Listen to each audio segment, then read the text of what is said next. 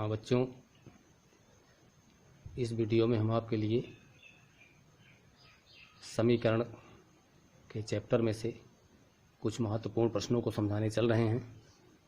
आप लोग इन प्रश्नों को ध्यानपूर्वक देखते रहिए वीडियो में और समझते रहिए।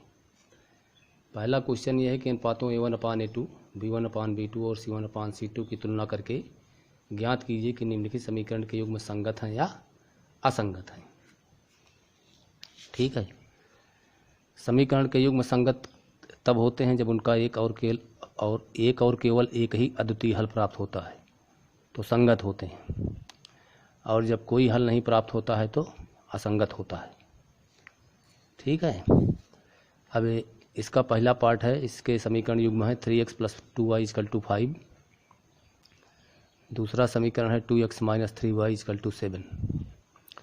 यहाँ A1 का मान 3 है, B1 का मान 2 है, C1 का मान -5 है, A2 का मान है ये 2, B2 का मान -3, C2 का मान -7। अब A1/A2 का मान 3/2, B1/B2 का मान -2/3, C1/C2 का मान -5/7, दैट इज़ 5/7। तो स्पष्ट है कि A1/A2 का मान 3/2 है, जबकि B1/B2 का मान -2/3 है। ये दोनों संख्याएं परस्पर बराबर नहीं हैं। इसका मतलब ये हुआ कि A1/A2 is not equal to B1/B2। तो तुम लोग जानते हो कि जब A1/A2 is not equal to B1/B2 होता है तो निकाय का एक अद्वितीय हल प्राप्त होता है। तो इस दशा में समीकरण के युग्म क्या होते हैं? संगत होते हैं। ठीक है, इसी तरह से इसका दूसरा पार्ट देखो, बी पार्ट। इसमें भी दो समीकरण है, 2x - 3y = 8, 4x - 6y = 9। यहाँ भी उसी तरह से देखो, A1 का मान 2 है, B1 का मान ये -3 है, C1 का मान 8 इधर ट्रांसफ़र करोगे तो -8 हो जाएगा। A2 का मान 4 है, B2 का मान -6 है, C2 का मान -9 है।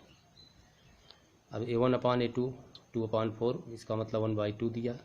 B1/B2 -3/6, ये भी 1/2 दिया। C1/C2 8/9 दिया। तो A1/A2 = B1/B2 is not equal to C1/C2 के। तो इसलिए निकाय का कोई हल प्राप्त नहीं होगा। ठीक है ना, निकाय का कोई हल इससे प्राप्त नहीं होगा। तो समीकरण के युग्म क्या होंगे? असंगत होंगे। समीकरण के युग्म असंगत होंगे। अब चलो अगला क्वेश्चन देखो, सी पार्ट में पहला इक्वेशन है 3/2x + 5/3y = 7, 9x - 10y = 24। यह समीकरण नंबर 2 है। अब इस समीकरण से इसको क्रॉस मल्टीप्लिकेशन करोगे तो 3 × 9x + 2 × 5 = 10y, 2 × 3 = 6 × 7 = 42 मिला। यानी A1 का मान 9 मिला, B1 का मान ये 10, C1 का मान 42, A2 का मान 9, B2 का मान -10, C2 का मान 24। A1/A2 9/9 मतलब 1/1 हुआ। B1/B2 ये हुआ 10/-10 यानी -1/1। C1/C2 42/24 यानी 7/4 मिला।